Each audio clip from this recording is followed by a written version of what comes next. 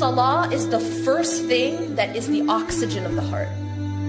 When a person neglects their salah, it's just like a body that isn't breathing. Or maybe the body's just breathing once in a while. And the same thing that happens to the body when it doesn't get oxygen happens to the heart when it doesn't get salah. It starts to first become very weak, and this is what we call the sick heart, and then eventually it dies until it becomes a dead heart.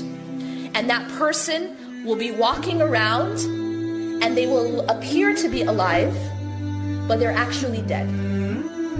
The Prophet ﷺ said the difference between the one who remembers Allah and the one who does not remember Allah is like the living and the dead.